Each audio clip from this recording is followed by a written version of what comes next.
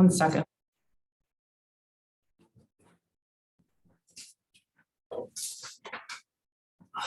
Forgot one of my sheets.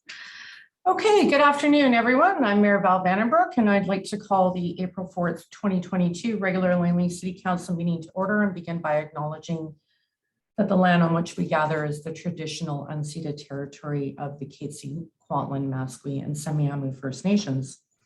For any members of the public who are in attendance to watch these proceedings, welcome. And just a reminder to keep your mics and your cameras turned off while you are in attendance, please. With me this afternoon, I have Councillor Paul Albrecht, Councillor Terry James, Councillor Gail Martin, Councillor Nathan Bahal, Councillor Rudy Sturteboom, and Councillor Rosemary Wallace.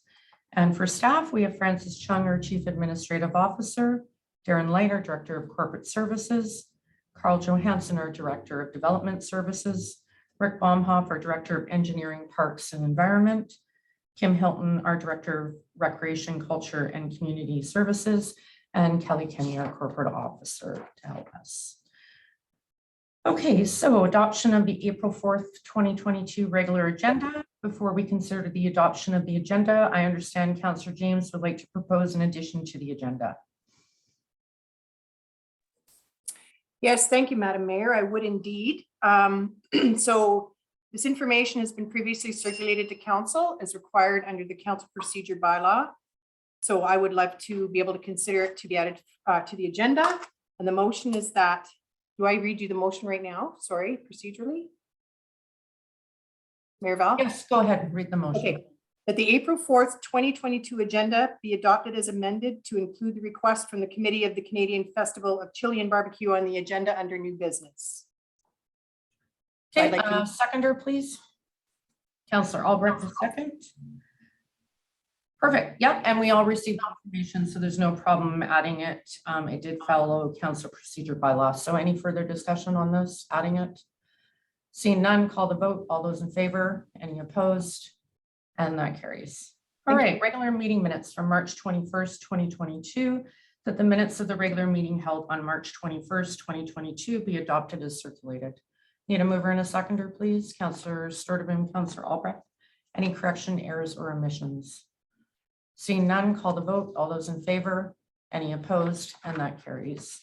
Public hearing minutes from March 21st, 2022, that the minutes of the public hearing held on March 21st, 2022 be adopted as circulated. Need a mover and a seconder, please. Councillor Albrecht, Councillor Sturteboom. Any corrections, errors, or omissions? Seeing none, call the vote. All those in favor? Any opposed? And that carries. On to Mayor's report. Next upcoming meetings, regular council meeting is April 25th, 2022. And the following regular council meeting after that is May 9th, 2022. And now we have library happenings with Councillor Martin. And can you see that screen? Great.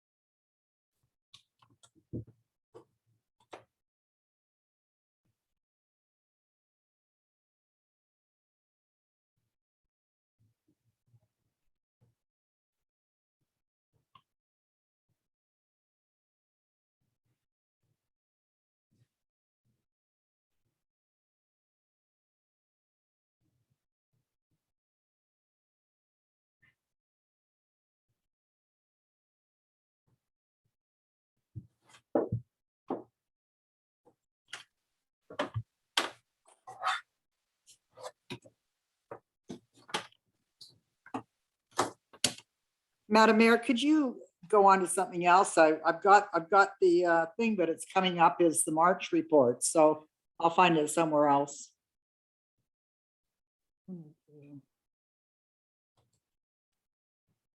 Madam Mayor, I believe you're on mute.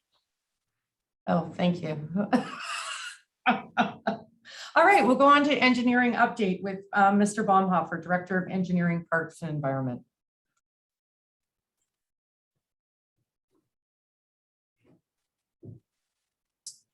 Okay, thank you very much. I will just share my screen.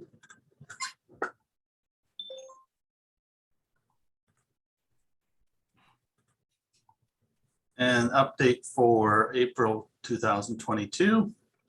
Thank you very much. And the first shot is a picture of the 208th Street bicycle lane project, multi-use pathway. This is a shot of looking northbound on the west side of the bridge, removing some of the concrete work to widen out the multi-use path across the bridge. Just as a reminder also for the general public that the 4 lanes of traffic will be maintained even though we are narrowing the lanes and narrowing the median. The 4 lanes of traffic will be maintained throughout. This is a shot of the landscaping work looking southbound. And the project is scheduled for completion by the end of April. And as I said, 4 lanes of traffic to remain. This is a shot of the Leachate, landfill leachate pump station, something probably few people really are aware that we have.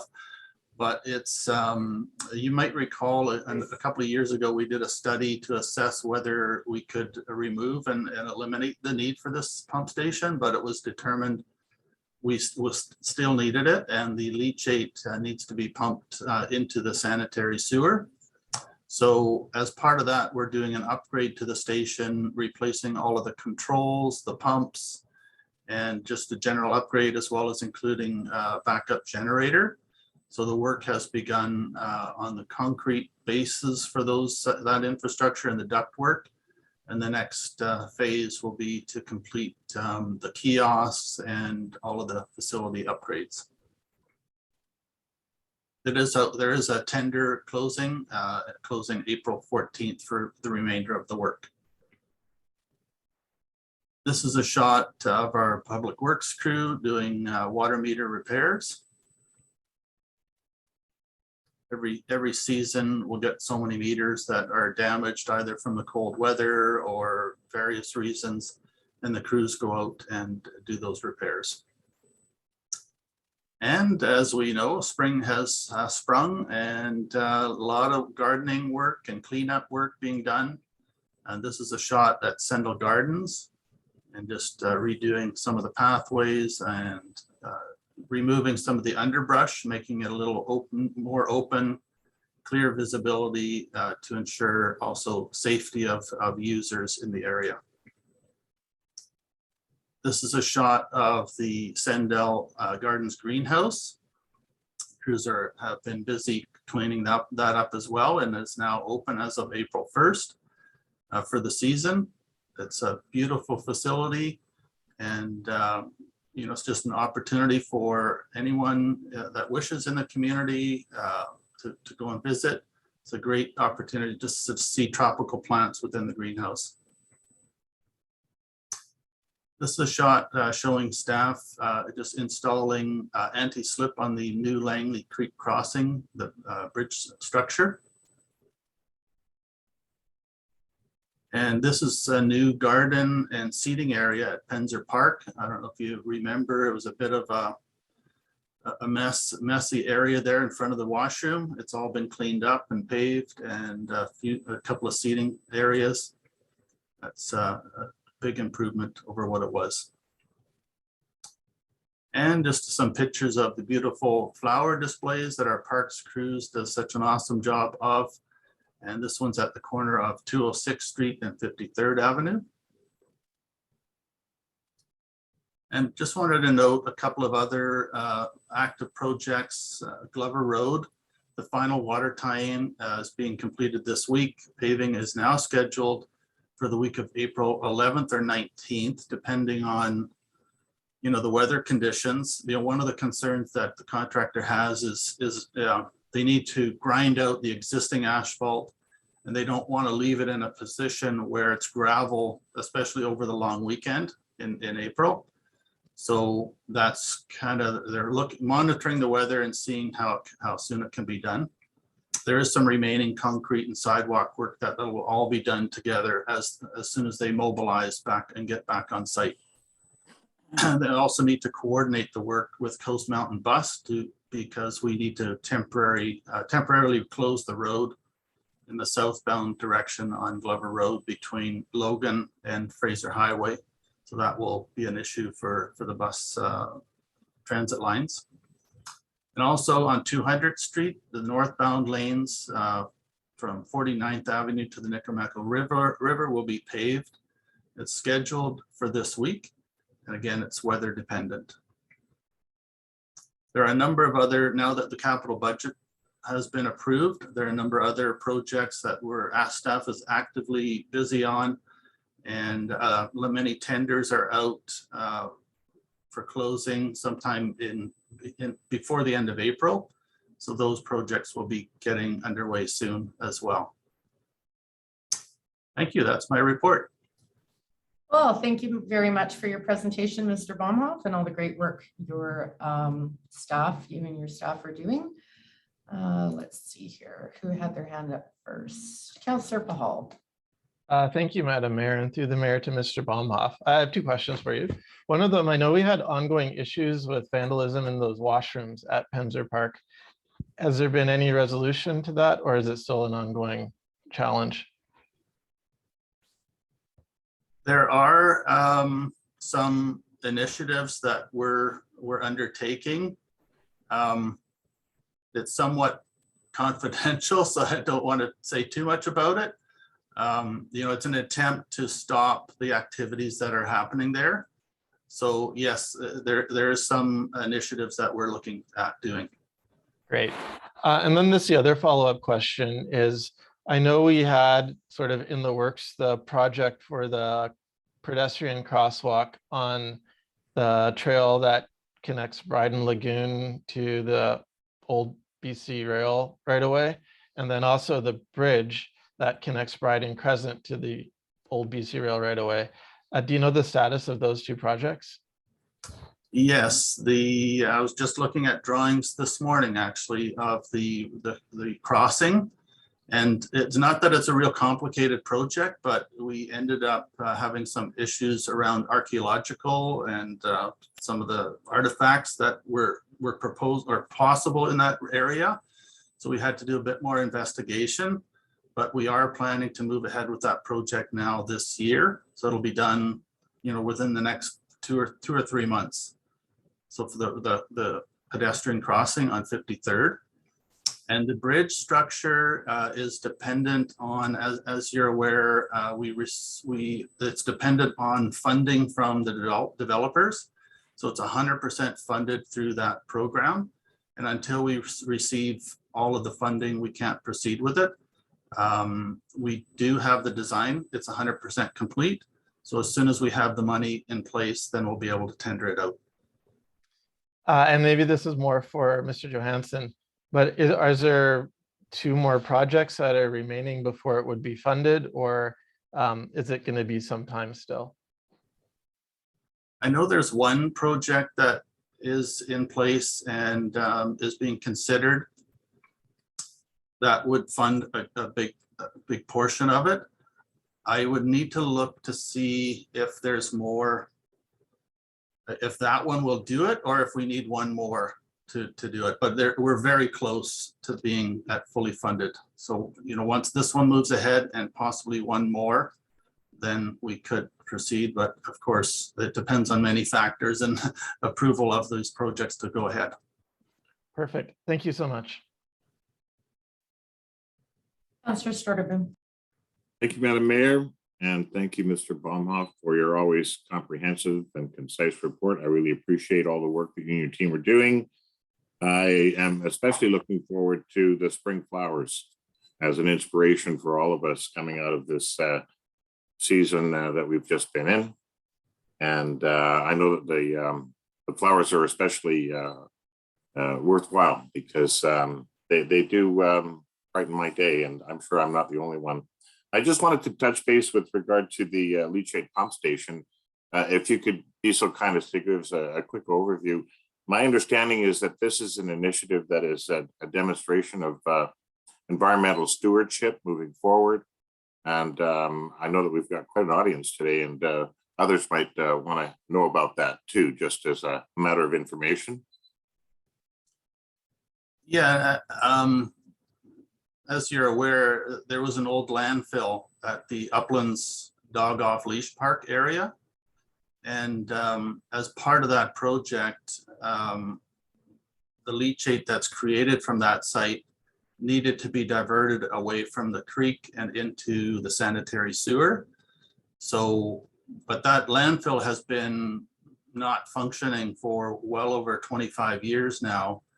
And so we had investigated whether it was still required to maintain that pump station. And it was determined that there still was an issue of mainly iron and manganese. And it's more of a aesthetic issue than it is an actual water quality concern. So but it still was at a level that needed to be pumped into the sanitary. So that's the purpose of upgrading and maintaining the use of that facility. Excellent. Thank you very much. I appreciate that. And thank you, Madam Mayor, for hearing me out. Thank you. Councillor James, go ahead. Yes, thank you very much, Madam Mayor. Mr. Baumhoff, I just wanted to say that I know your staff works diligently year round to make sure that the city stays operating. But this is my favorite time of year. Flowers start blooming and everything starts to look pretty again. And I really just wanted to say thank you for the new sitting park area at Penzer, because you're absolutely right. I take my grandkids there all the time and it was kind of a little mud pit. And I drive by it every single day and I see all kinds of people using it. So everything that you and your staff continue to do to keep our parks beautiful is just very, very appreciated. And the community thinks the same way. I hear about all the beauty stuff all the time. So thank you to you and your staff. Thank you very much. Okay, any other questions or comments? All right, thank you, Mr. Baumhoff. Okay, Councillor Martin, are you ready with library happenings now, please? Yes, I'm ready, and I apologize for the delay. No worries.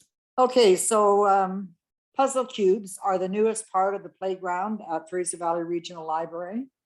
Puzzle cubes look like child's play, but they're a great tool for promoting math skills. The M in STEAM, science, technology, engineering, art, and math. Puzzles aren't just for kids. Teens, grown-ups, and seniors can all benefit from practicing puzzles. Boring a puzzle cube is easy. All you need is a library card. And the next slide, the top puzzle cubers tell all. Discover how to unscramble cuber secrets of puzzle solving. In this presentation, Scout Harris and Deanne Chang, two local speed cubers, will introduce the techniques cubers both beginners and beyond can use to solve the 3x3 Rubik's Cube. They will provide an inside look at the local cubing community, share how they got started with cubing, and explain how you can and should get involved. The Seniors First BC presents an informative overview of numerous federal and provincial government benefits for seniors, including old age security, guaranteed income supplement, Canada Pension Plan, Fair Pharmacare, BC Supplement, and Shelter Aid for elderly renters. And the next slide, April is National Humor Month, and you can celebrate by reading something to make you laugh, watch something that makes you chuckle, or listen to something to make you outright guffaw. The reading list is available for adults, teens, and kids. There's more fun to be had with this family-friendly contest. Make us laugh by writing and/or drawing a 3-panel comic strip or recording a funny joke on a 15 to 30-second video, like a knock-knock joke. The grand prize is $150 Indigo Chapters gift card, plus a fun swag bag and joke book. There's also runner-up prizes for each age group category. Fraser Valley Regional Library is very excited to present author Ashley Spires. Ashley will discuss how making mistakes and trying over and over again is part of the process of making funny books for kids. Ashley Spires is the author and illustrator of numerous award-winning children's books. She has created many beloved characters, including Small Saul, 2016's TD Grade 1 book giveaway, Esther the Fairy Scientist, Bert the Beetle, and Binky the Space Cat, who is now featured on his own animated television series. Fraser Valley Regional Library is pleased to welcome Dr. Drew Brayshaw of the Statlu Environmental Consulting. Statlu is a Chilliwack-based firm specializing in hydrology and environmental geoscience. The presentation will be focused on effects of the atmospheric river storms we experienced in November 2021. It will include a brief explanation of atmospheric river storms and why these ones were so damaging. The presentation will include some images of Sumas flooding and landslides in the Chilliwack River Valley. It will also include some general descriptions of ways to avoid exposure to these hazards. The session will end with 50 minutes of questions and answers, and that's, as you can see, on April the 20th. And you can join us for this special Earth Day presentation. Fraser Valley Regional Library is excited to welcome Aaron and Ryan from Statlu Environmental Consulting. Geohazards for Kids will explore 3 themes related to geohazards. We'll start with expanding geohazards, then discuss the climate, weather, and climate change, and we'll synthesize our new information with a discussion on the November 2021 atmospheric rivers. The presentation is suitable for kids grades 4 to 7. Thank you. That's my report. Great. Thank you so much for sharing that. Lots of good stuff going on at the library. I will not be attending the puzzle one, as I was the kid that would peel the stickers off the Rubik's Cube to make it. Councillor Wallace, go ahead. Thank you. And through the mayor to Councillor Martin, it's pretty amazing all the wonderful things that are happening in our library. And I was just wanting to inquire about your government benefit. Was that an online one? I'll have to get back to it just a sec here. Sorry.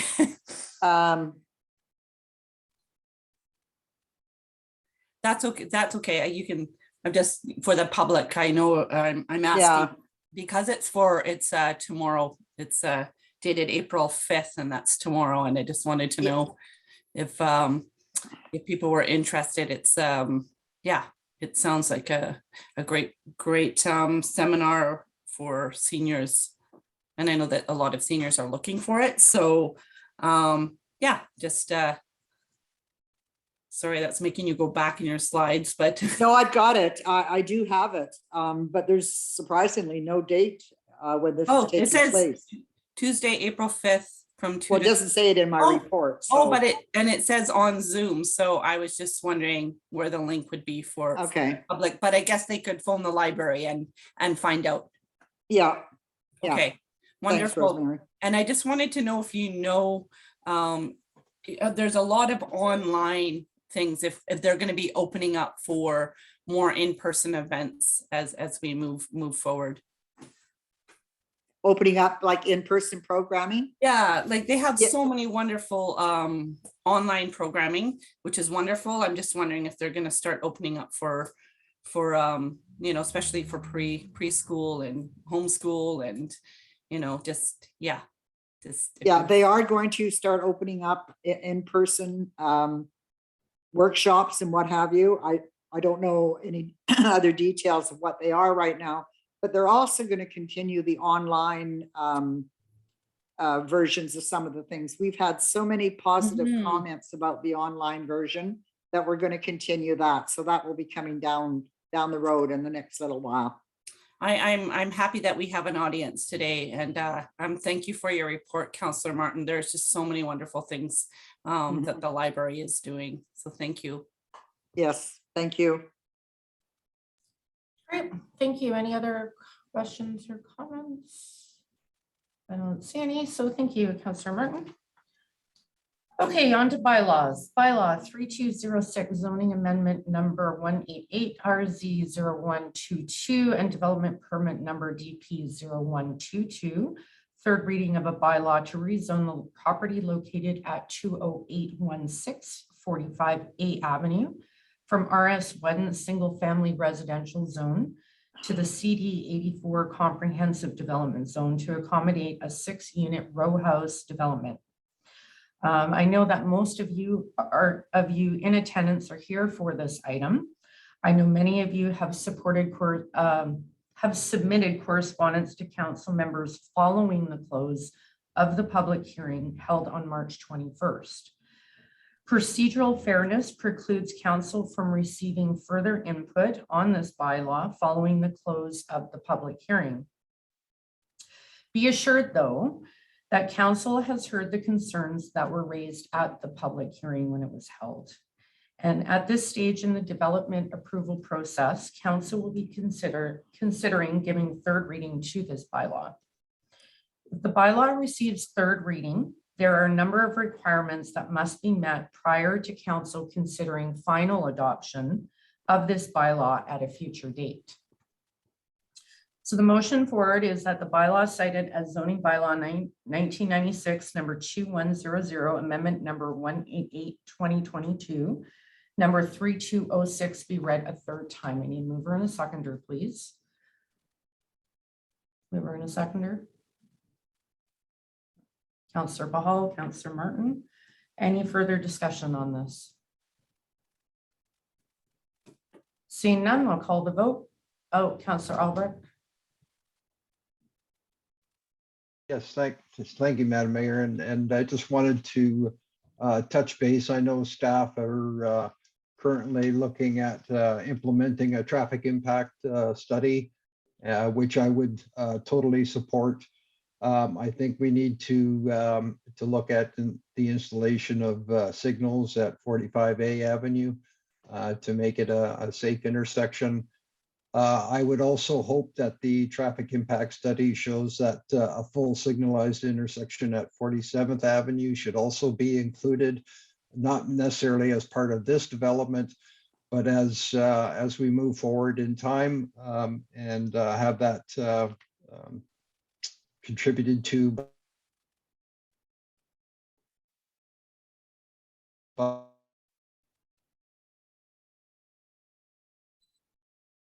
You're frozen, Councillor Albrecht.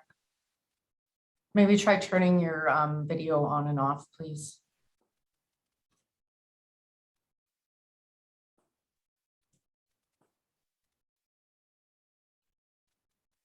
No sound.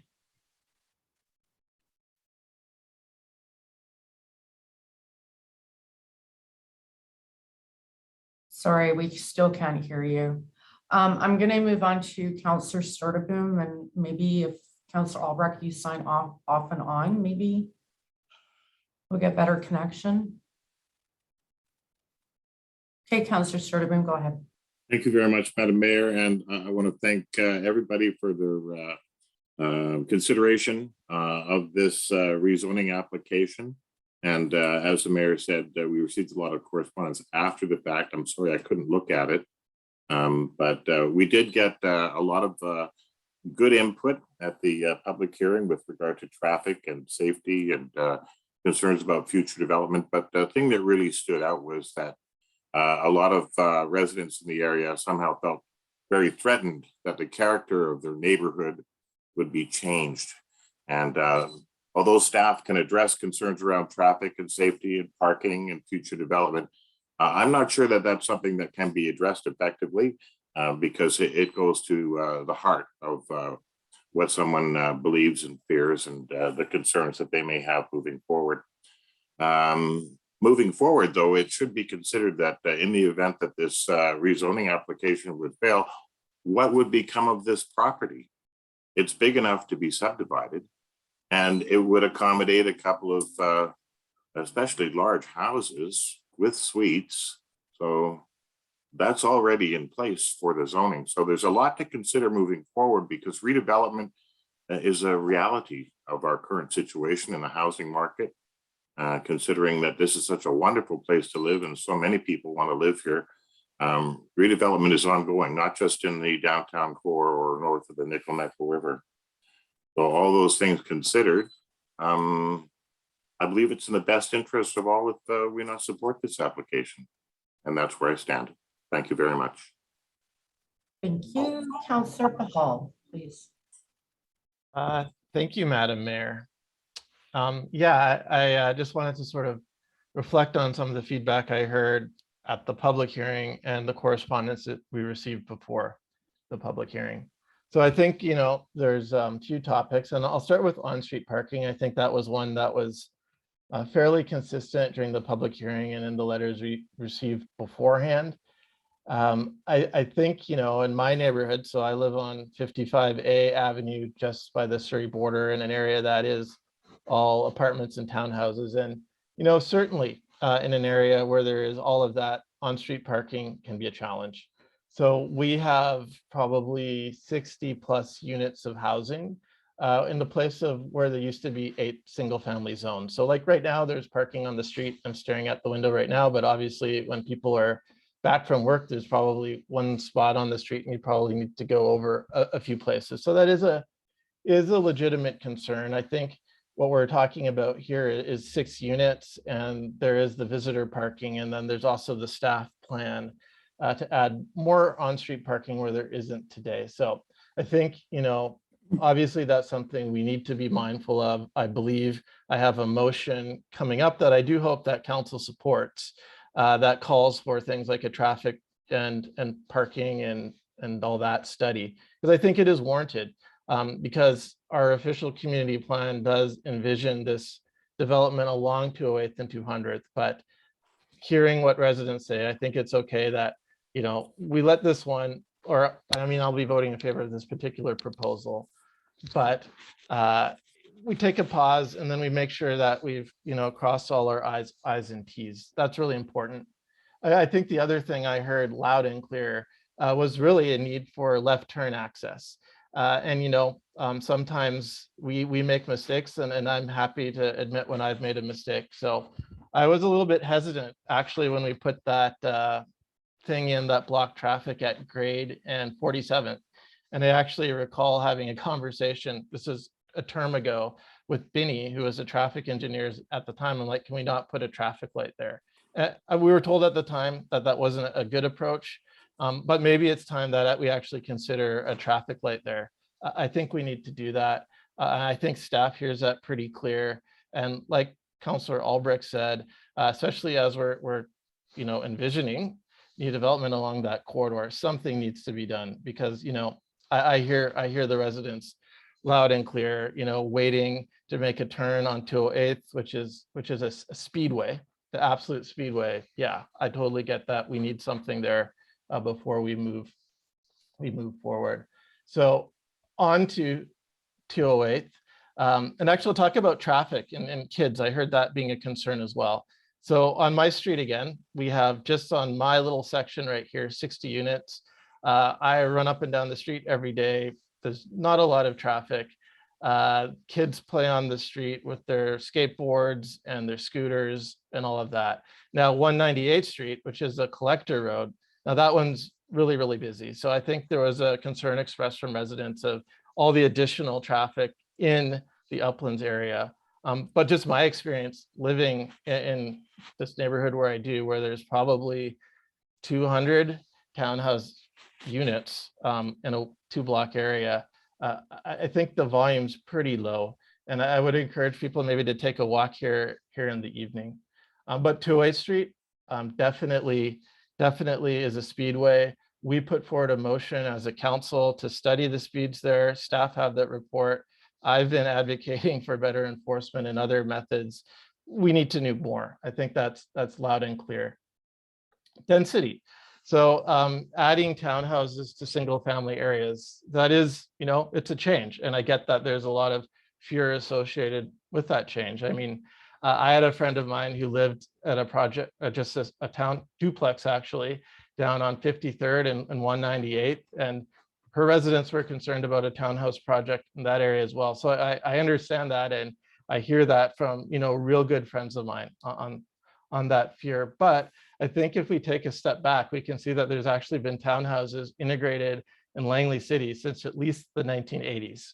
So what comes to mind is City Park. There's actually a bunch of townhouse projects near there that predate my existence as a human. There's actually townhouse projects on 203rd and by Sendell Gardens. There's two there. Probably has some of the most treed areas in that neighborhood, actually. And that's existed for 30 plus years. A more recent example that I think is similar to the one being proposed here is at 53rd and 201A. So there's a townhouse project that was built between 2004 and 2007. Lots of single family homes there for like 10 years until just recently, and that integrated well. And if may I'm about halfway through, Madam Mayor. Is it okay if I continue, or should we let other folks go? No, continue. Okay, thanks. So when we look at, change of character, that is another one, right? Like, who are these people that are going to move into these townhouses or apartments? Because I hear that from townhouse folks when it comes to people moving to apartments. I've had the pleasure of living in an apartment and a townhouse in the city. I know on this council, we have, 2 members of council live in single family homes.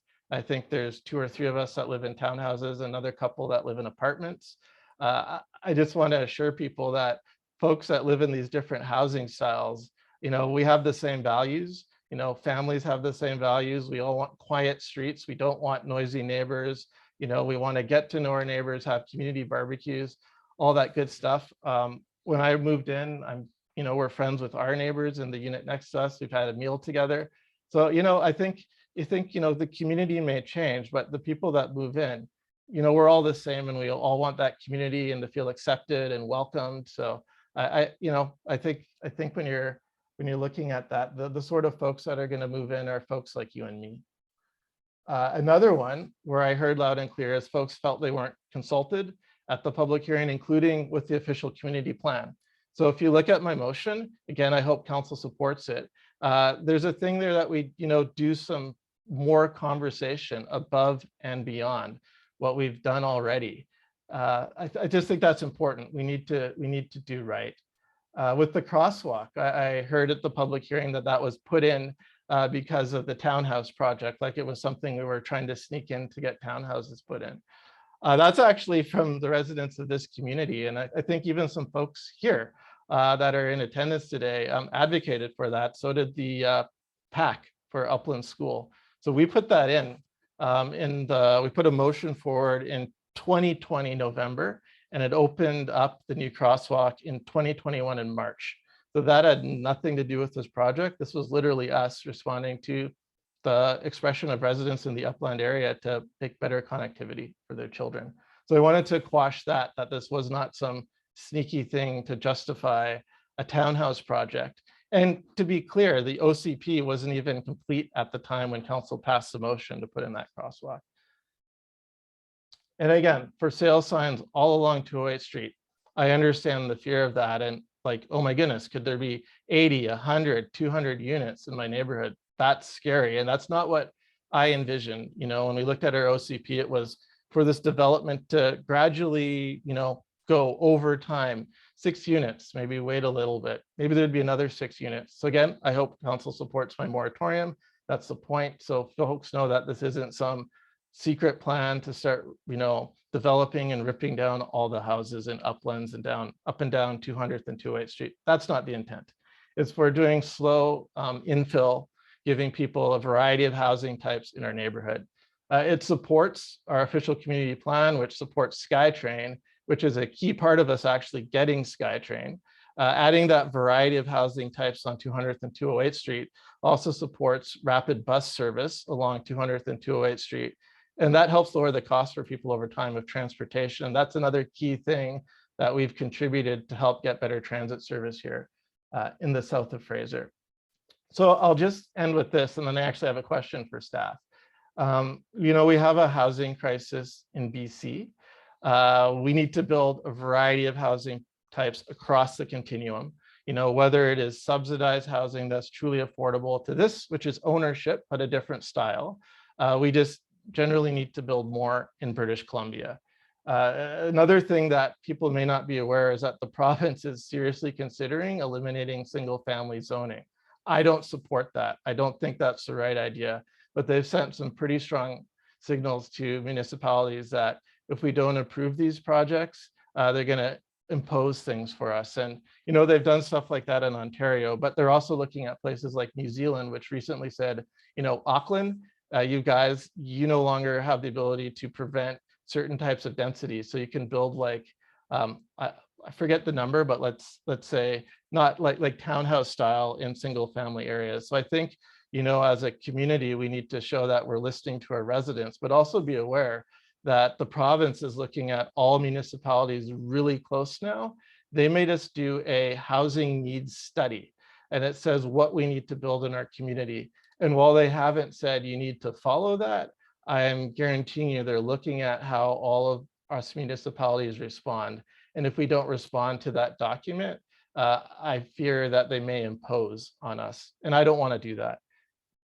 So that's sort of my whole thought process around this, Madam Mayor, and why I'm going to support this project, but also why I put a moratorium, just to, after this, put a pause on things, just, so we can let the residents know that this isn't a plan to mass develop south of the Nickel-Mackle. That's not what we want. It also allows us to go above and beyond in our consultation with residents south of the Nickel-Mackle, just to make sure that we heard them clearly during the OCP, because we did do outreach during the OCP, but it's very important that we confirm that, and also confirm the traffic and parking challenges in the area, and make sure that we have mitigations in place before we continue. So one final question to staff. I just wanted to confirm, this is really important, is soundproofing is critical, especially on busy corridors like 208. I believe, Mr. Johansson, you said that the proponent of this project was going to put in like triple pane and go above and beyond with the rock salt installation. Could you confirm that?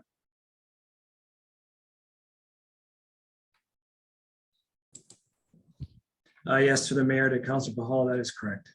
Thank you. Thank you, Madam Mayor. Thank you. Councillor Barton. Thank you very much. Well, having lived in that area for over 25 years, I'm very, very familiar with everything that's been going on there. I'm going to start out my comments by saying when we blocked off the left-hand turn at 47th and 208, I was not in favor of that. I was also not in favor of putting in the crosswalk that we're discussing now. However, it's there. But what I would like to ask staff in regards to some of the comments we heard at the public hearing, there is a flashing light at 47th and 208. And I believe, if I'm correct, it was put in because there was one serious accident at the bottom of 208 and 47th, and there was one neighbor in the area that insisted that we have a flashing light, so we did it. I think since we've blocked off that entrance onto 208 south, I don't believe that flashing light is necessary anymore. But what I would like to see is where we have the crosswalk to put in an activated stoplight. And that is, if somebody is at the crosswalk, it would be activated once they press the button. Or if they drive up 45A to make a left-hand turn onto 208, that there's some kind of an activated in the ground, I guess you can do that to make the light change. And I don't know if we can do that or not, but I think we have all the hardware there for a stoplight, if I'm correct, and I could be corrected, to put in an activated light, take out the light at 47th and 208. And in regards to a left-hand turn access, there is a left-hand turn access off 208 onto 47th, and it might take you 30 seconds longer to get home if you go that way. But there is a left-hand turn that can be accessed very easily for that whole area there. What I'd like to know in regards to the development, the barrier between the complex, the 6 row houses and the property to the east, it seems that I recall there's going to be trees and shrubs or whatever to block that access. Is that correct? Mr. Johansson? Yes, through the mayor to Councillor Martin. Sorry, your question is regarding the character of the property line between the subject application and the property to the east? That's correct. Yeah, so there it's there's going to be a solid aluminum privacy fence. Aluminum? Yes. How, well, I guess certainly, it's going to stop any looky-loos, but how is it for noise abatement? Yeah, it would be similar to a wood privacy fence, so it's a solid fence. Okay, Yeah. okay, So, and it also has a lot more, it's a lot more durable, and okay, these aluminum or composite type fences tend to have a much longer life than wood, and easier to maintain. The applicant and also, how high is that going to be? I believe it's 6 feet. Sorry. 6 feet, okay. Yeah. And I guess, So- the other, did you have something else to say, Mr. Johansson? Oh, yes, Councillor Martin, I was just going to say that the developer has done an arborist report to ensure that construction of their site won't impact the trees on the other property to the east. Right, There's quite a number of trees there, and we highlighted that as part of our early pre-application process to make sure that those aren't damaged, so they maintain their foliage and help with screening and that sort of thing. So, but the fencing is okay, common practice to delineate properties, whether they're a townhouse or a single family. okay. And I guess, the other concern in regards to the public hearing was street parking. I guess anybody can park on the street. It's city public property, so anyone can park on the street. But it's my recollection that every single house on 45A has a driveway. And the many, many times that I've driven 45A, I don't recall any of the current residents parking on the street. So I'm a little concerned about, I think there's only one visitor stall for that complex. But I don't think it's going to cause a big problem. I guess I'd like a better understanding as to, I know there's going to be a curb bulge, you said. How far is he going to put the sidewalk down? Just to his property line? Yes, through to Councillor Martin, perhaps I'll ask our manager of engineering to weigh in on the frontage works. But what I could say is that with this application, the frontage works would be going, from the south side on 208th around the corner with corner bulge and, boulevard swale sidewalk, and then a let down. And, between the property and the 208 45A intersection. And in that section, like I said, in the public hearing, there would be a curb bulge and a space for definitely one on-street parking stall, maybe two Right. cars, but definitely large enough for delivery or loading. And then further east of that, we've asked the applicant, if it gets approved, to extend a curb line to the east up to where the driveway is on the other property to the east. Okay, Have that shoulder paved, and that will provide the ability for anyone to park on, that's because it's on the city right of way. You could okay, between two large vehicles or trucks to three small cars along that stretch. But perhaps let the manager of engineering weigh in on that as well. okay.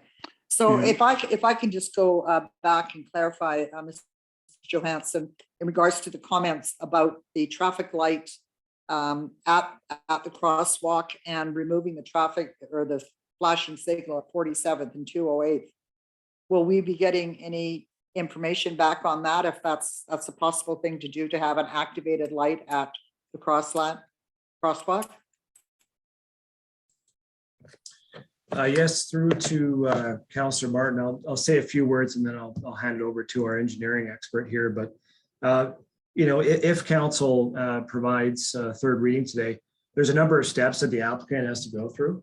So working towards a servicing agreement, frontage design, they have to do a traffic impact assessment, which has been mentioned, in the public hearing and a number of times in this conversation as well. And part of that will determine, what improvements are needed where, including possibility of upgrading that signal and of course, dedications and all that sort of stuff. So that all has to be completed and resolved to staff satisfaction and to council satisfaction before the bylaw is brought back for adoption. So perhaps with that, I can leave it to the manager of engineering to comment further on that. Thank you. Through the mayor. Yes, actually, you explained well. The TIA, we're open to the TIA's findings.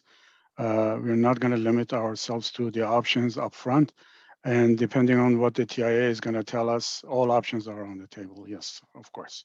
Either one or two traffic signals, as Councilor Albrecht mentioned, might be a possible solution to the speeding and traffic issues in that area.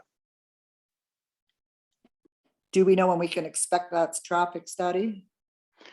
Well, like what Mr. Johnson said, depending on whether we go for the third reading, the Well, if third TIA reading will. is passed, when can we expect it? Okay, then right away, yes, we are going to ask for the TIA, and we even provide some information that we already have in order to expedite that study. We have done already some traffic counting, modeling, all these things. We will share these with the developer's transportation engineer to expedite the investigation. Okay, thank you, Mr. Gill. Thank you. Thank you. Councillor Albrecht. Oh, thank you. And I apologize. My internet goes crazy. It seems like whenever I want to talk. So if it does that again, please just yell at me and I'll keep my camera off just to make sure I don't have any issues. So I'm not sure exactly what you heard, but I'm just gonna, I've heard other members of council and Councillor Pahal has identified a few points that I wanted to make. I just wanted to kind of put out there that I don't think there's one member of council that wants to see this area turn into Willoughby Langley Township. That is not what we're going for here. This is just a small corridor fronting 208th Avenue. We've heard about the regional housing needs. The province is talking about housing as a top priority. As has been mentioned before, we've done an inventory of the types of housing and let's say attainability. I hate the word affordability because that has a different definition for everybody, but attainability is important. And we've got an inventory of what we have in our community. And this particular type of housing fills a gap that we have in our housing continuum that needs to be filled.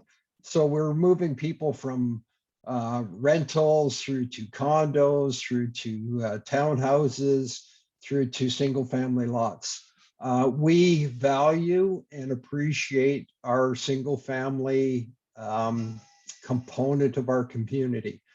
We find it very important and we find it gives it the kind of character that we all enjoy and embrace. So that's not something we're trying to take away from. I think the traffic impact study is very critical in determining the needs for our traffic signals and traffic control. And I believe these measures can even address the speeding on the 208 Street corridor to a large degree, which I think is really important. I do want to say when we did do the crosswalk, I was wanting signals at that time, but it was a pretty expensive touch. So we saved money and went with the crosswalk rather than full signals. So that's the kind of thing that we're always cognizant of. We're trying to be respectful of the taxpayer, the amount of money we spend and the different situations. We're also trying to think safety as well. So it's hard to juggle all those things and make the bottom line work at the same time. And I believe that as development is coming into the community, we should be looking at development, helping us resolve a lot of the kinds of issues that have historically been faced with. So these are the types of things that I think are important. And I'm believing that Councillor Bahal's approach to pump the brakes, have a little pause, reflect on what's going on here, and making sure that we get it right and kind of do a lessons learned as we move forward. As on a personal note, I would have preferred to have seen a little less density as a first application along this corridor, and probably other members of council would have thought the same thing.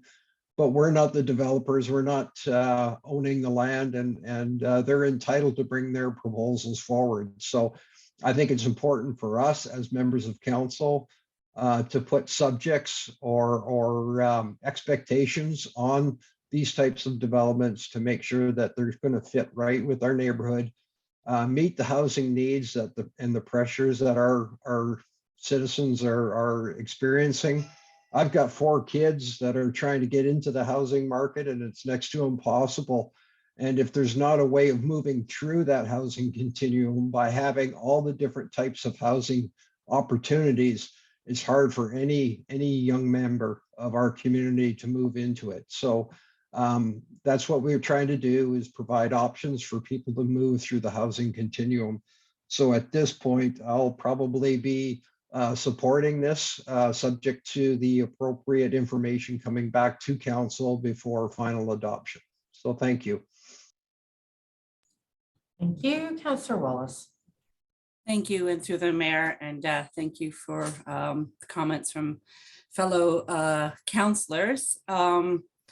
This is a really hard one for all of us. It was we received a lot of information from the public hearing, no doubt, and if we could have had a public hearing in person, maybe we would have even heard more. I go back and forth. It's really hard to want to get cars off the road and then say I'm not comfortable yet with this environment, and to also say that, you know, I voted in favor of our official community plan and the housing continuum and a different range of housing. I agree with it all. I you know, the rapid transit service, we have to go in that direction. Just to fight climate change is a big one. I mean, I have a problem up in the uplands areas when you know, houses get torn down and huge monster houses go up and a whole bunch of trees come down. I mean, how good is that? So I'm struggling with this one.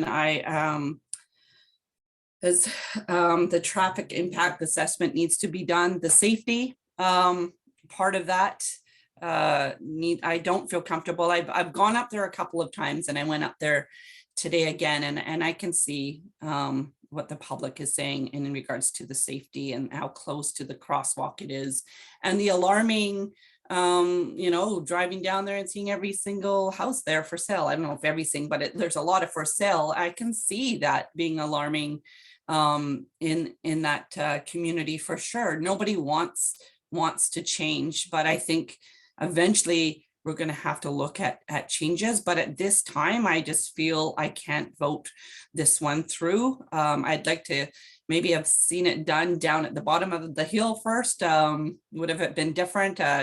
Councillor Albrecht spoke to the, you know, maybe a smaller development of maybe a 4-plex instead of 6. And I love the development. The development's wonderful, is what we need in our community. I'm, you know, so safety, affordable housing, nobody wants to talk about what's affordable. I'm tired of hearing the word affordable. Affordable, I don't think $1.4 million for a home, that's not even a single detached home, I think, and nobody said what the cost of it was, but there was some alluding to that's what it would be. And I just, for me, it doesn't sit well in my stomach, the cost of housing. I think we need, you know, in our housing continuum, we really need to look at, you know, what is affordable. You know, I'd have to say at the public hearing also, we don't always need single dwelling homes to have a happy existence, right? So I'm the only one on council that's renting a home. I live in an apartment. I have grandchildren. They come over and we make do with what we have. And we do have beautiful parks in our community. And there's one right across the street from where I live. So I think our consultation with our OCP has actually been done really well. I'm really proud of Modus and staff, and council. I just at this time am not comfortable with voting this through at this time, but I want the public to hear that we are going to have to do something to be able to house people in the future, because we have to. Thank you. Thank you, Councillor James. Yes, thank you. So as the council member who was responsible for running the public hearing, lots of sleepless nights. This is a tough one, but I also have to be honest when I say we all approved the OCP, and the OCP was about offering different kinds of housing opportunities so that people could move here as a young family, to Councillor Pahal's point, for all intents and purposes, perhaps rent in the onset, be able to eventually afford condo, move on to a multifamily, whether it's a row house or a townhouse, eventually a single family dwelling. We want people to move here, enjoy their quality of life, raise their families and stay here. So I agree with most of what's been said. Affordable housing doesn't really have anything to do with this bylaw. Affordable housing is very subjective. And of course, 1.2 million sounds ridiculous, but honestly, when single family dwellings are selling for 1.8, 1.9, 2.4, it's possible to raise a family in this home and not have to, put out $1.5 million, to be honest with you. So that's a conversation for another time, because affordable housing means different things to different people, depending on where they are and their age and stages of life. So I'm going to be supporting this, but I'm going to be supporting third reading, recognizing that if the developer doesn't satisfy the requirements that are being laid out before final reading, I won't be supporting final reading. And that includes recommendations from the traffic impact assessment. I would like to suggest that as a not a show of good faith, but I'd like to potentially see if we can ask the developer to pay for the cost of the traffic light, because this is a development that's going to change, not dramatically, but it's definitely going to have an impact on the traffic patterns and things like that in the neighborhood. But again, not to repeat what everyone else said, in order to satisfy the requirements to get TransLink, to build a SkyTrain and rapid buses, we have to continue in the direction of development. And Councillor Pahal said it, the province can come along at any time, essentially, and say, this is what you guys said you were going to do. This is what you're going to have to do. So public hearings are intended for exactly that. I just want to say that you were all heard loud and clear. I am super impressed at the number of people that are here this evening. But I'm going to support this to see and make sure that the developer goes through with the things that he is required to do, recognizing that every single one of your concerns were heard. So yeah, when a neighborhood comes together, it definitely shows that they're passionate about the project and working towards the future. There's going to be more developments, not necessarily exactly like this, but as Councillor Pahal said, he's putting forth a motion later in this meeting that is going to allow us to pump the brakes and make sure that we're doing right by everyone. And that includes you folks in the audience tonight. So thank you, Madam Mayor. Great, thank you. Any other comments? Mr. Johansson?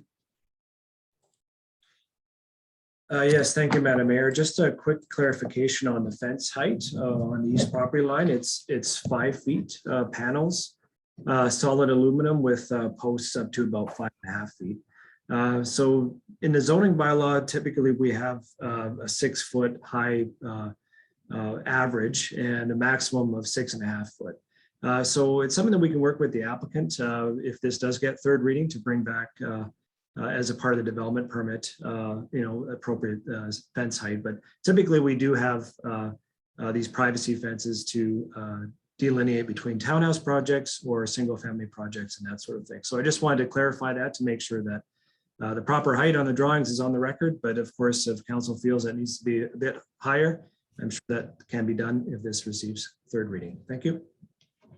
Great, thank you. Councillor Albrecht? Yes, thank you. And sorry, I forgot to mention this when I was on earlier. If it does get third reading tonight, part of that traffic impact assessment, I believe, should include parking, both as it currently exists versus what it could be projected to be, just so we've got some idea and measure of the implications of on-street parking. So thank you for that. Thank you, Councillor Wallace.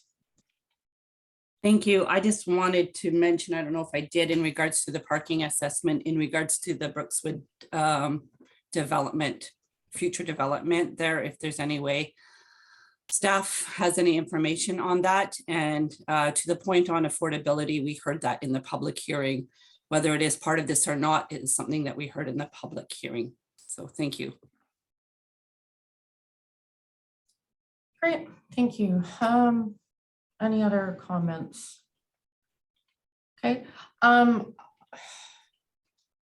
What I can say to this, yeah, we need diverse housing, and I understand how residents in that area are looking at the amount of houses that are for sale along 208 going, is this going to become Willoughby? I can totally understand that.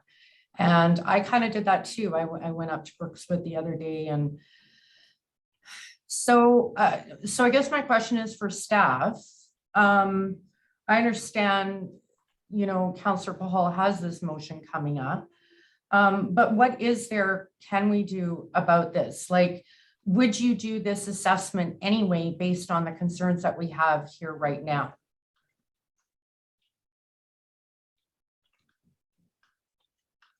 Yes, through the mayor. In terms of talking about the traffic impact assessment, that's something that's required as part of the development. And Yep. Look at you know, the concerns that have been raised, and we know that there's been you know, studies and recommendations brought forward, and further ongoing concern in this corridor. So it's fair to say that that would be included. And going back to Councillor Wallace's comment about Brookswood Fern Ridge, that's something that would be taken into account as part of the TIA. And just to note that as part of the OCP, only this property is included in that land use. All the properties to the east, you know, and there's also the properties that were north of this application, again, that are directly adjacent to 208. Those are also in the ground-oriented land use, but everything else to the east is single detached homes. And I understand that there's been some concerns about you know, possible speculation and redevelopment occurring, multifamily redevelopment occurring to the east, but that's not the case. It's not supported by staff. Thank you. So based on what you've heard, then without the motion, we would still proceed. So how do we address the public, hearing the public again? Is there any way to readdress that, or have a meeting with the public, the developers and the city again? Is there any way to do that again? Because to me, that's the big concern, is listening to the residents. Yes, thank you, Madam Mayor. I think that, you know, looking ahead and, you know, seeing the proposed plan and knowing that these applications need to come forward on an individual basis to council, you know, as rezonings considered through a public hearing process, and then council considers that. You know, as part of that early engagement with the neighborhood, we could ask developers to do public information meetings and sort of ensure that the neighborhood is aware of what their thoughts are, their early thoughts are on the design, and get some feedback from the neighborhood. It's something that we've done when there's, you know, a proposed change to the plan. That was something that was done before we had a new OCP in place. This new OCP, from a staff perspective, we feel is very solid plan. You got to stick to the plan, so to speak, right? But if an application comes in proposing something that's consistent with that plan, we are strongly moving towards requiring an additional public information meeting to ensure that the neighbors are first aware and that they're able to provide early input into any application before it goes to council. Great, thank you. Yeah, I'd just like to see something with the public again. We've heard a lot, and I think going forward, we really need to listen and include them in this. It's their neighborhood, it's where they live. So, okay. Based on that we can still review it, work together, hopefully come to a compromise that'll be good for everyone. Review 208. I know I've done numerous speed watches down there, and I do know that speed watch is going to be starting up again. So hopefully we can get some volunteers out there again and you know, educate the public to slow down on those roads, because 208th and 200th, we have to do something. There, people are going 80 or 90 going down them. And I know this council has been concerned about it for many years. So please don't think that we don't care. We all care, and we all want to make a difference, and we want to make sure we do it the right way. So, and I can't remember who said it, there's trial and error, and we'll keep working on it. So I'm going to call the vote. All those in favor? And any opposed? Councillor Wallace and Councillor Stewart have been opposed. So that passes. Thank you, everyone. Okay, moving on to bylaw 3164, zoning amendment number 173, RZ 0121, and development permit number DP 0221.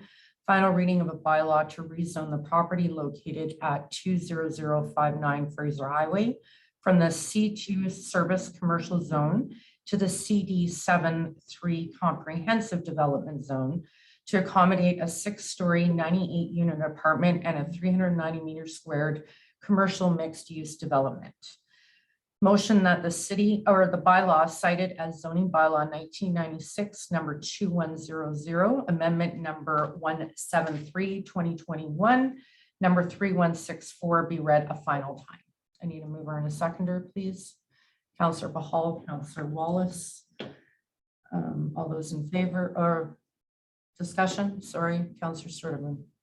Yes, thank you very much, Madam Mayor. I just wanted to say that I'll be supporting this application because it is what we want, where we want, at the time we want it. Moving forward, it's in close proximity to the SkyTrain station, and it is in keeping with the official community plan. I can't help but wonder, though, why this one's taking so long, because we actually kind of covered it off a while ago, and it seems to be that maybe the developers got their hands full with other projects in the immediate area. Can staff comment on this?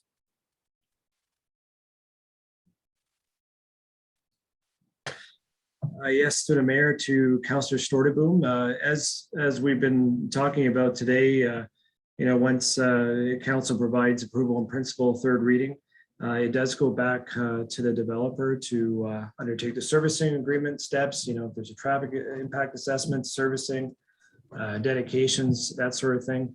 And that's something that's, put into their court, and then they provide, their submission back to staff for civil drawings and frontage works, servicing improvements. Sometimes there's also other dimensions involved. I'm not aware of a specific delay regards with this application. But there is an existing business on site, the Naka Bistro, that I believe, their lease parameters may have something to do with how long they're operating on the site as well. It's fair to say it's one of the busiest times in the city's history for development.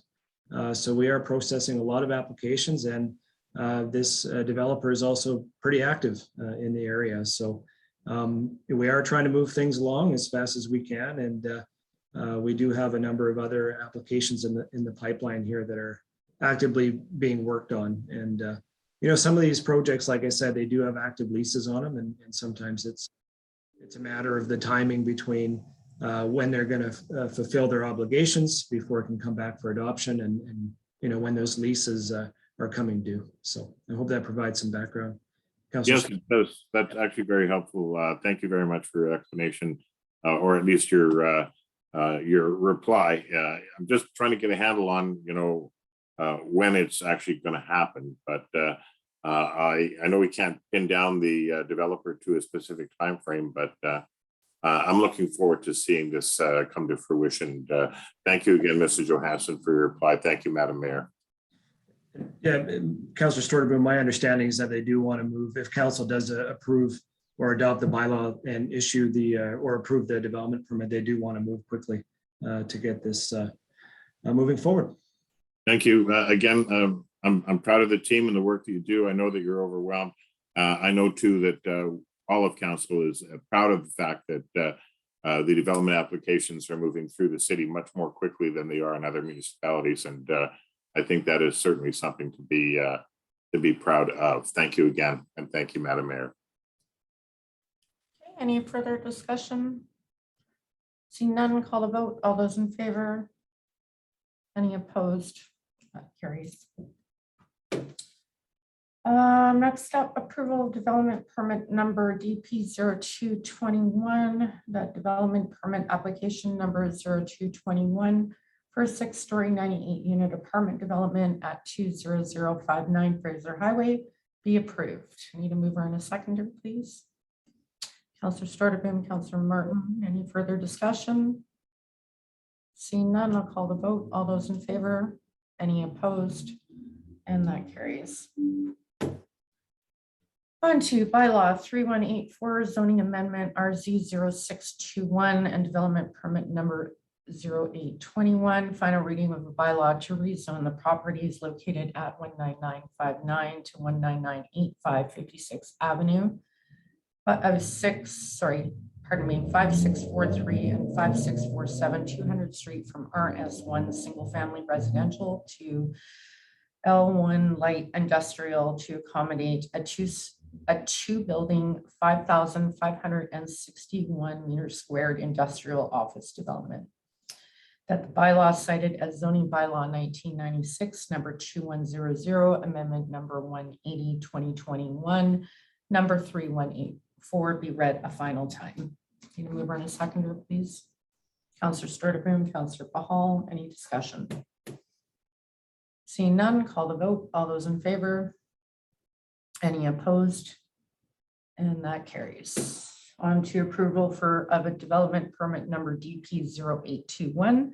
That development permit application number 0821 for a two building 5,561 meters squared industrial office development at 19959 and 19985 56 Avenue and 5643 to 5647 200 Street be approved. I need a mover and a seconder, please. Councillor Storteboom, Councillor James, any discussion? Call the vote. All those in favor? Any opposed? And that carries. Bylaw 3208, consumption of liquor in parks and public facilities. Final reading of a bylaw to designate certain parks and public facilities over which the city has jurisdiction as places where liquor may be consumed responsibly. That the bylaw cited as consumption of liquor in parks and public facilities bylaw 2022 number 3208 be read a final time. I need a mover and a seconder. Councillor Storteboom, Councillor Martin, any discussion? Councillor Storteboom. Yeah, I appreciate the opportunity to speak to the matter, Madam Mayor. Thank you very much for acknowledging me. I think that at least I want to believe that we are moving into a more civilized culture, and that we have adults in our community who wouldn't mind a beer with their barbecue at City Park. And I think that it demonstrates that we are maybe moving toward a more European model by being responsible with our consumption. So I do want to ask, though, if the whole thing goes sideways and we start having trouble with it, we can pull it at a moment's notice. Is there any response to that? Through the mayor to Councillor Storteboom, as noted in my previous report, we are going to be having online survey during the program. So, and also at the same time, if there are any issue or concern that we see at any of the facilities, certainly we will bring that back to council, and obviously council can rescind the bylaw. Thank you very much, Mr. Chung. I really appreciate your reply, and thank you, Madam Mayor. Thank you. Councillor Wallace. Thank you through the mayor. And as I've said before, I do appreciate this, that we're able to do it in some parks. I just still have concerns about Douglas Park just because of all the vulnerability and just having signage up saying, this area is for drinking or you're able to. It's just another trigger for people that are struggling with addiction. So I do appreciate that it's away from the area is away from the school and the rec center a little bit. So I just wanted to state that I am fine with parts of it, but I will be voting against it because of vulnerabilities in the Douglas area. Thank you. Thank you for sharing that. Okay, any further discussion? Seeing none, call the vote. All those in favor? Opposed? Councillor Wallace. On to bylaw 3209, drinking water conservation plan bylaw amendment. Final reading of a bylaw to amend the city's drinking water conservation bylaw to reflect updates to the Metro Vancouver drinking water conservation plan. That the bylaw cited as drinking water conservation plan 2017 number 3037, amendment number 1, 2022, number 3209 be read a final time. And mover and a seconder, Councillor Wallace, Councillor Sturtevant. Any further discussion? Councillor Sturtevant. Thank you, Madam Mayor, and I appreciate that this is brought forward through Metro Vancouver in order to conserve our water and limit the sprinkling of our lawns. I just think that the time frame for the sprinkling is a little too early for a lot of people, and I can't help but wonder if staff's familiar with any kind of a timer that people might be able to buy so that they can actually turn on their sprinkler without having to get out of bed. Yeah, through the mayor, yes, I think yes, they can do that. One thing about the timing I would like to mention is that in irrigation engineering in general, they always advise that irrigate your plants, crops before the sun comes up. And this is because of the evaporation, to minimize the evaporation and increase the effectiveness and efficiency of your irrigation system. So partly is because of that, and the partly, like I said last time, is about actually dodging the peak hours of water use. So these together, and as with the automated system, yes, they can do that if they want. On a certain time, it can start. Yeah. Thank you very much, Mr. Gill. Obviously, you're more familiar with that technology than I am. I appreciate your answer, and I just hope people avail themselves of that so they can keep their lawns green without impacting the water supply too terribly much. Thank you very much, Madam Mayor. Thank you. That's why people should let their lawns go brown. Councillor Wallace, to save water. Yes, I just want to do a little bit. I think it's a perfect time to do a plug-in for Earth Day because the Langley Environmental Partnerships will be there and they will be talking about rain barrels and other ways to conserve water. And I think it would be a perfect opportunity for the public to, learn more about that and just in regards to not being able to water the lawns as much as they used to. So Earth Day is Saturday, April 23rd from 10 to 2 p.m. at Douglas Park, 20550 Douglas Crescent. Hope to see you guys out there. Thank you. Well, thank you for that plug. Well done. I, on the other hand, have let moss overtake my front yard, so I don't have to water it. So that's my contribution. Okay, call the vote. All those in favor? Any opposed? And that carries.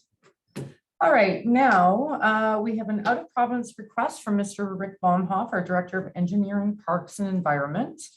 That authorization is granted to Mr. Rick Baumhoff, Director of Engineering, Parks and Environment, to attend the 2022 American Waterworks Association Conference in San Antonio, Texas, from June 12th to the 15th, 2022. I need a mover and a seconder, please. Councillor Wallace, Councillor Sturtevant. Any discussion? See none, call the vote. All those in favor? Any opposed? Excellent. Enjoy your conference, Mr. Baumhoff. All right, new and unfinished business, motions, notices of motions, Econ Board of Directors designates from 2022 to 2023 term. That council approves City of White Rock's chosen representative as a designate for election to the Econ Board of Directors for the 2022 to 2023 term. And council approves City of Surrey's chosen representative as a designate for election to the Econ Board of Directors for the 2022 to 2023 term, because we share a seat. Mover and a seconder, please. Councillor Pahal, Councillor Storteboom, any discussion? Very straightforward. We share a seat, so it's not our turn. It's White Rock's rotation. Call the vote. All those in favor? Any opposed? That carries. Okay, moratorium on rezoning south of 50th Ave. Councillor Pahal, you have the floor. Thank you, Madam Mayor. And normally I wouldn't read it all out, but I think for the benefit of the folks that are in here who might not have read the council agenda, it might make sense to read it out. So I think my computer just decided to go to sleep. So just give me 1 second here.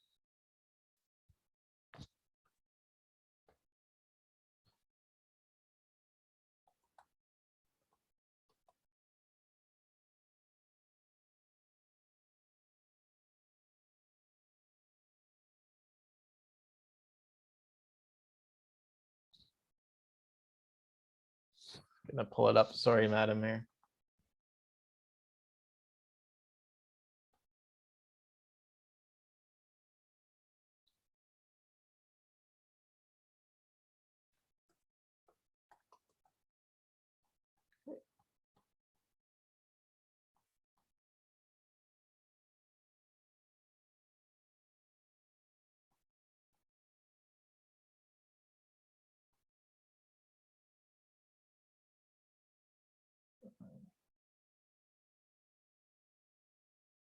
Econ motion. Great. So just reading the background here. So it just says that Langley City's new official community plan supports ground-oriented housing forms such as plexes and townhouses along the 200th and 208th Street corridors. A recent survey found that most Langley City residents also support this gentle density approach along these corridors to provide a mix of housing types throughout the community. The official community plan envisions these corridors to redevelop incrementally over the plan's lifetime. In the past few months since the new official community plan's adoption, there's been a solid demand for building along all segments of 200th Street and 208th Street. The first proposed project, a 6-unit row home at 20816 45A Avenue, combined with an influx of for sale signs north of this proposed project, has caused alarm for Upland and Blacklock residents. Based on the concerns raised at the public hearing and that the fact that this is the first attached ground-oriented housing project in a traditionally detached housing area, the city needs to make sure this project successfully integrates into the existing neighborhood before any other project proceeds. The city should collect data and feedback about this project to inform other ground-oriented housing projects along the 200th and 208th Street corridor. As 200th Street and 208th Street are also major roads that connect the growing Brookswood and Fernridge neighborhoods to the rest of the region, we also must consider their traffic impact.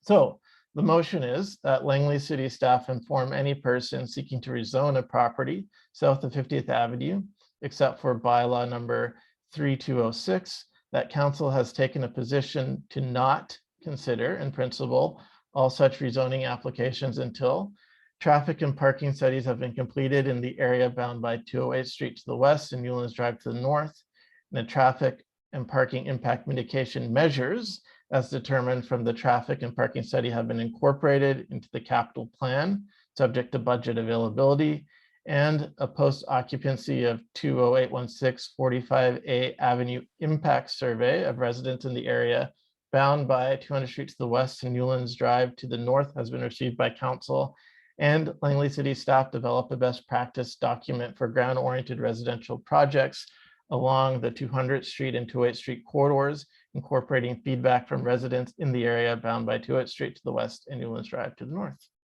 That's the motion. All right, I'll second it. Councillor Martin. Go ahead.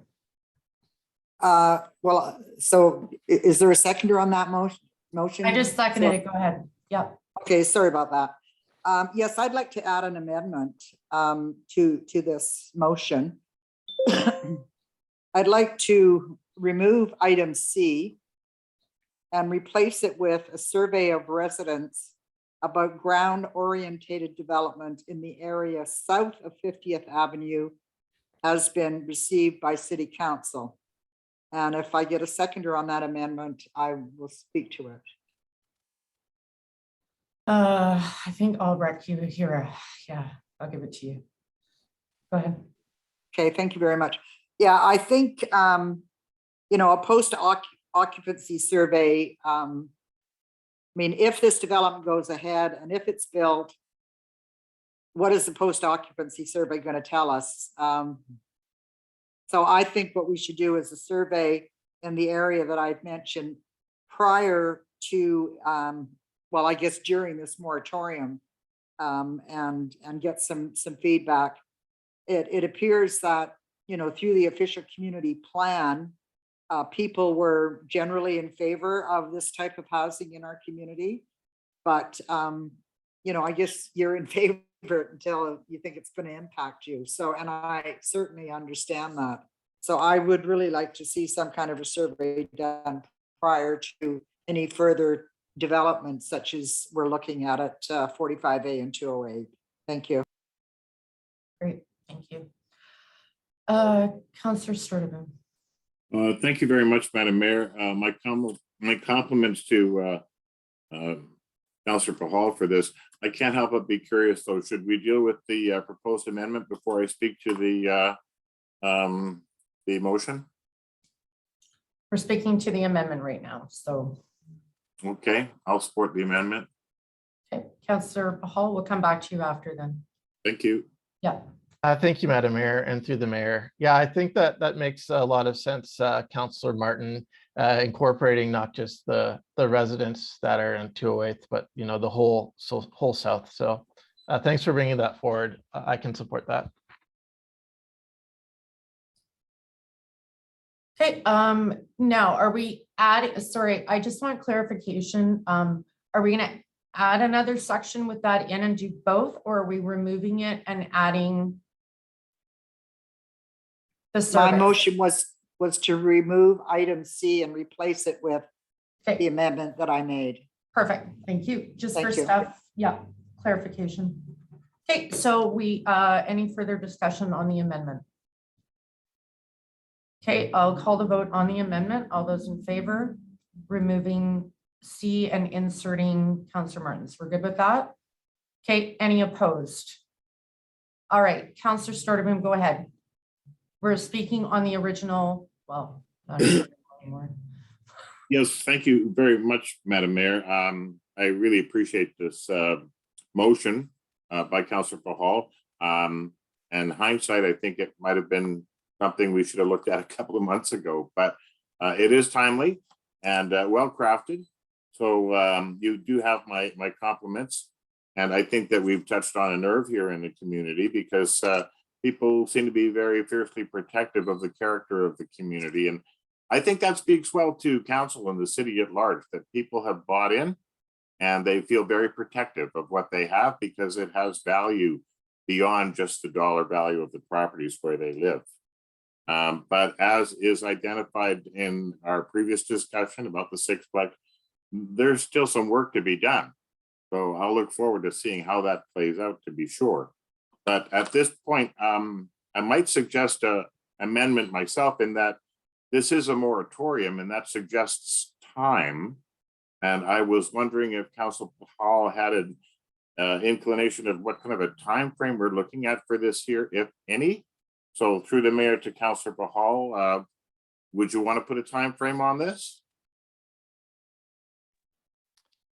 If I may, through the mayor, back to you, Councillor Sturtevant. I believe the certain recommendations A through D, even as amended by Councillor Martin, is the time box. It's looking for a completion of things. So I think that's our time box for that. So I hope that answers your question, Councillor Sturtevant. Well, I guess it does. Thank you very much. Through the mayor to you, Councillor Hall. I was thinking that the pushback that is intended for this would suggest that this is ongoing beyond just the immediate, and that we'll be looking at that moving forward, as I understand it. So I could be wrong. So what you're suggesting then is that this would only be in place for maybe a year or two, whereas a community might prefer for it to be in place for like 10 years or more? So I guess, again, through the mayor to Councillor Stortaboom. So we're calling this a moratorium. And it says, you know, that council is taking a position in principle. So under, you know, local government community act, community charter, we can actually pass a policy that says we're not looking at any rezoning applications. What this does do is it sends a signal to any applicant that if they put something forward right now, there's a real good chance that council is going to vote it down. So this is a signaling document. Every project that comes forward. So if an applicant seriously wanted to put together a project right now and present it on 200th Street, they're legally allowed to. But this sends them a strong signal that if they're going to put all this time and effort into an application, there's an extremely high likelihood that council has this policy and is likely going to say no. You know, there's an election coming up in the fall. The new council might say, nah, we don't want this. And they just, you know, may approve projects at their will. So this is a policy document that sends a very strong signal to the community that until we get these A through D items complete, no new development. Future council can, you know, if they want to extend a moratorium or do something else, that's up to them. But then I would suggest that if you're looking at more than a few years, you probably want to update the official community plan at that point.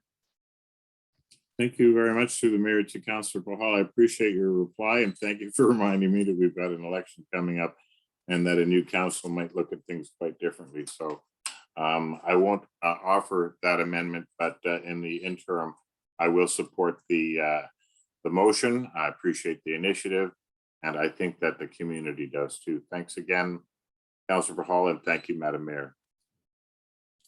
Thank you, Councillor Martin. Thank you. You know, when I read this motion, I thought too, like Councillor Stortaboom, of some kind of a timeline. So I guess this question would be to staff. It's obvious staff will be doing the survey. When do you think this might take place? Are you going to wait until someone approaches you with a similar development, or are you going to go forward now or in the next couple of months? Through the mayor to Councillor Martin, obviously, you know, as part of this, after the council passes third reading, the developers will require to do the traffic impact assessment. So we're going to get that assessment going and determine what kind of impact this development, and also at the same time, we're also completing the master transportation plan. And that in itself will also analyze the traffic impact, not only with this development, but also for the Brookswood Fernridge area. So we'll get that assessment going. And in terms of the, you know, the amended section of this motion, we will also going to be looking at some time frame and get that going as soon as we can.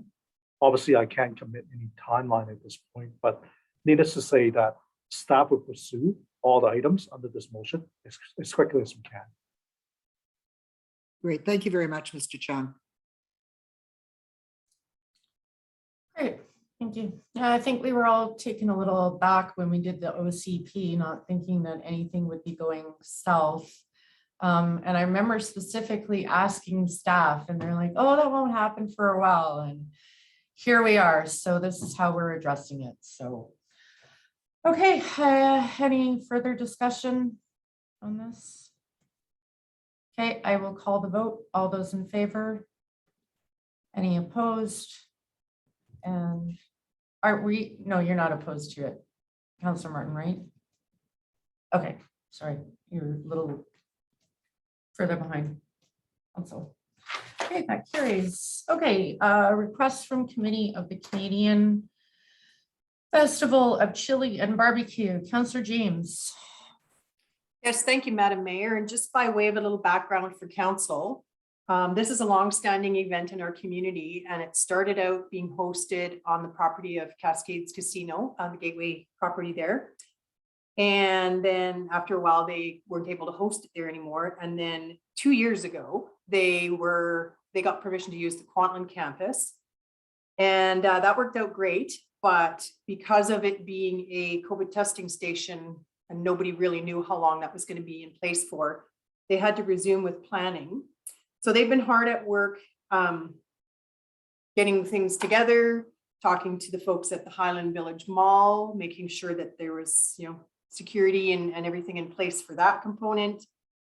Maps and concept have been submitted to the city, and the committee was informed that the next step was to get approval from council for a road closure. My understanding is because of the duration. So I would like to move that staff be directed to close 56th Avenue between Glover Road and 206th Street from 7 a.m. May 13th to 7 p.m. May 15th for the Canadian Festival of Chili and Barbecue event to be hosted by a nonprofit volunteer committee to raise funds for the Firefighters Burn Fund. And I can contribute more if I get a second. I'll second the motion. Thank you. May I continue, Madam Mayor, just to explain the road closure and procedure? Thank you. So the reason for the road closure is because this is a Friday, Saturday, and Sunday event, but they're asking for the road closure from 7 in the morning on the 13th. If that changes, it will be a shorter duration because there's the inloading of all of the rigs and the barbecues and all the rest of it. They're expecting upwards of 30 teams this year.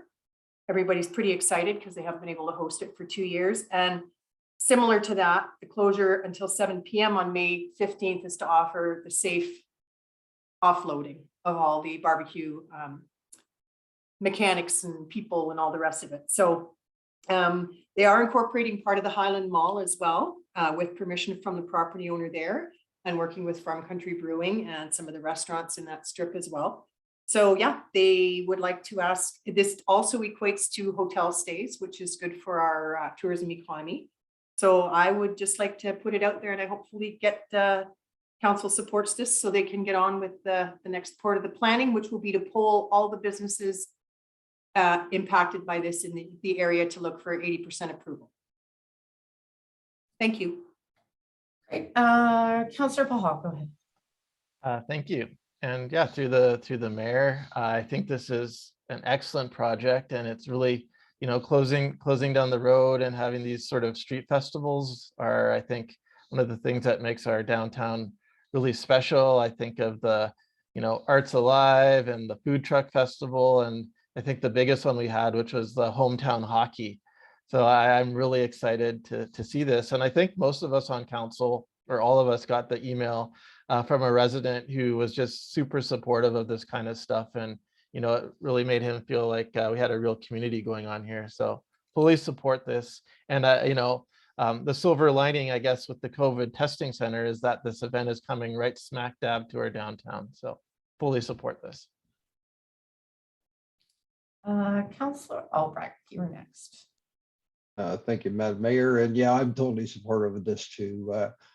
It's been held quite a number of years and has always been very successful. Proceeds go to the Firefighters Burn Fund, which is very, very good, as well as I quite frankly believe that people are going to be really eager to get into meeting face to face and having personal connections with people restored. So I think it's timely. I think it's a great location. As Councillor Pahal says, it'll bring people right into our downtown community. And I think it's just going to be something that people are going to embrace and enjoy. So I'm fully supportive. Thank you. Councillor Sturgeon. Yes, thank you, Madam Mayor, and thank you, Councillor James, for bringing this forward. I appreciate the firefighters, the work that they do, as we all do. And this initiative, of course, has been a big success in the past. And I expect it will be even a bigger success this year with this particular venue. It is an unusual location. I don't know that we've ever had a party on that street before, but I think it's well thought through because there's not a lot of businesses that front onto that street. So I think that we'll have to pay special attention to warning the public that this is going to be closed for the weekend, because I think it's going to interfere with a lot of people's normal travel routes. So I just want to be sure that, we've got the proper precautions in place.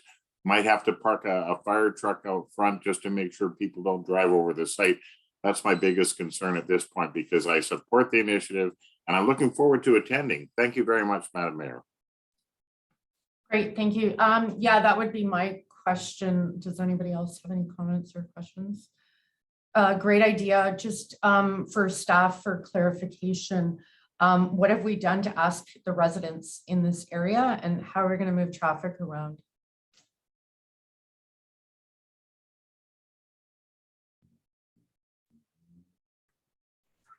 I don't Sorry. believe staff has been involved yet, Madam Mayor, but I'm happy to answer if Mr. Baumhoff is unable to. Yeah, no, sorry, I don't have any details of this as of this point. So we would require a highway use permit and go through the whole process of barricades and notifications and so forth. Normal procedures would be followed. Okay. So are we going to notify residents before this happens?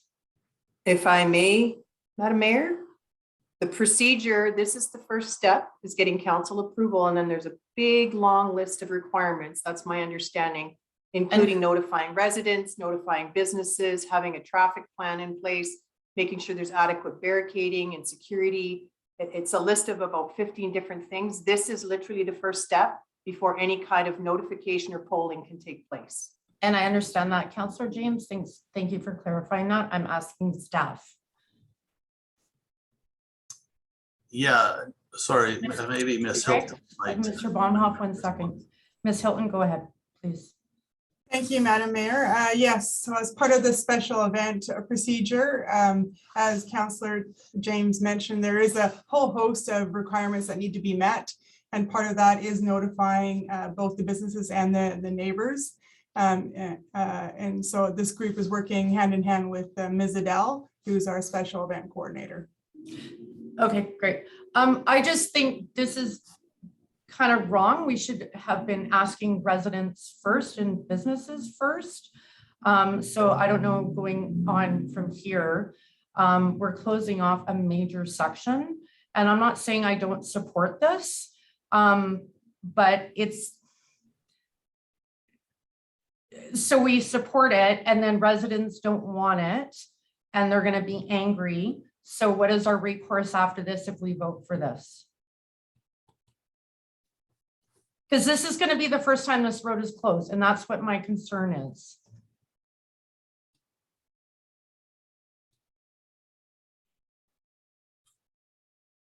Ms. Hill, yeah, go ahead. Sorry, thank you. So, I guess it's a bit of a horse and cart thing. We have to first get permission from council to make sure that they can close the road for 3 days. The next step now would be to poll the businesses to make sure they get an 80% approval rate. It's much along the lines of the filming that we do in the area. There's not a lot of residences in that area, so I don't know if that'll be part of the polling. I don't think it would be, but they would certainly have an opportunity. We can notify them that it's happening. They can give us opportunity to give us feedback. And certainly we work with all groups to make sure it comes to a positive resolution so everyone is happy. Perfect. Thank you very much for that answer. Councillor Sturtevant, go ahead. Yes, thank you very much, Madam Mayor. I have every confidence that the process is going to produce positive results. That stretch of 56th Avenue or the area in question, there's no residences there. It's all businesses, and they all have workarounds so that they can make this work for the firefighters. I think that the process is time tested and it'll work for us. Just be sure that we see this through, and it could be the beginning of annual activity moving forward. So I'm happy to support it, and I think that staff can work through the process, and we'll have a positive result in the end. Thank you, Madam Mayor.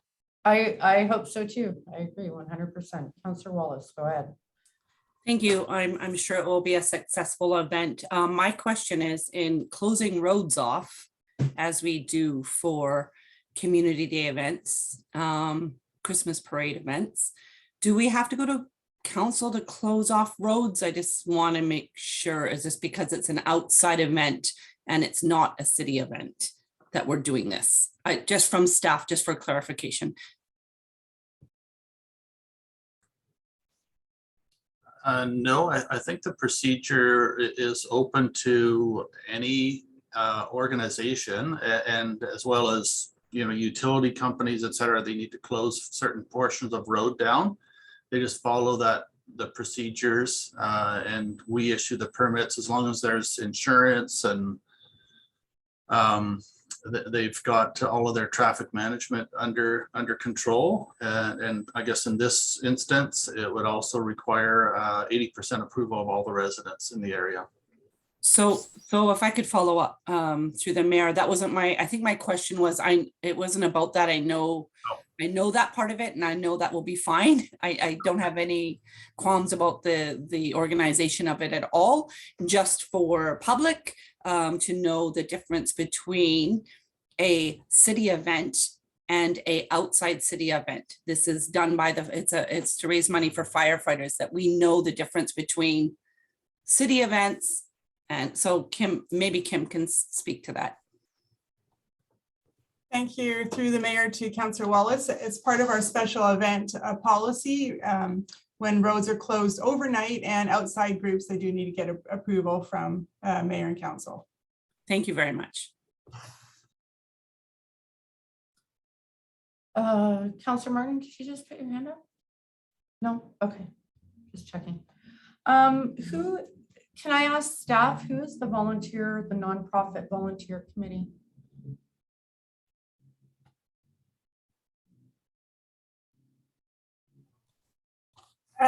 Mayor, the firefighters are some of the individuals from the fire department is running this event, and I'm not sure exactly who's all involved. Ms. Adele is working with this file, so I could provide that information to you via email when Tara is back in the office tomorrow. Okay, yeah, I'd like to see who's on the nonprofit volunteer committee, please. Yeah. Thank you. Okay, anyone else? Any other comments? Okay, I'll call the vote. All those in favor? Any opposed? And that carries.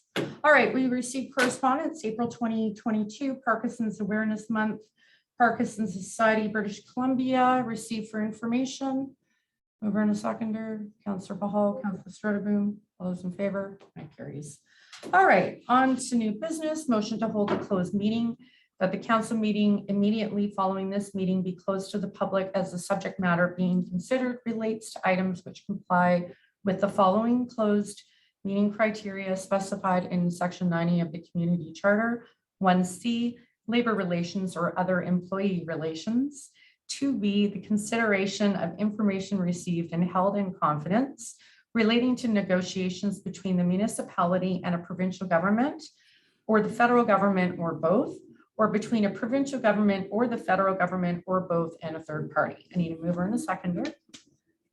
Councillor Sturtevant, Councillor Martin, all those in favor? That carries. And we have a motion that the meeting adjourn. I need a mover and a seconder. Councillor Sturtevant, Councillor James, all those in favor? Opposed? Wonderful. Well, thank you for coming tonight, everyone. And Miss Kenny, if you can please turn the recording